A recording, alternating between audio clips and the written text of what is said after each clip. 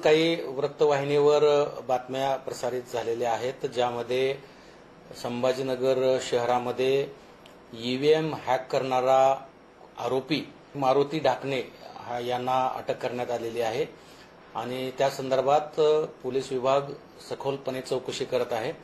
प्राथमिक माहितीनुसार त्याचं बीए शिक्षण झालेलं आहे, तंत्रज्ञान किंवा विज्ञानाशी त्याचा काही संबंध नाहीये। सखोलमध्ये पोलीस विभाग चौकशी करत आहे, पण आमच्याकडे जे काम चालू आहे निवडणूक विभागाच्या मार्फत इलेक्ट्रॉनिक वोटिंग मशीन तयार करण्याचं जे कामकाज चालू आहे, आज मी 3 असेंब्ली सेगमेंटला स्वतः सकाळपासून फिरलेलो आहे। प्रत्येक ठिकाणी जाऊन स्वतः मी तिथल्या कामकाजाची खात्री केलेली आहे। या घटलेल्या घटनेशी आणि ईव्हीएमच्या कुठलाही अर्थार्थी काही संबंध नाहीये।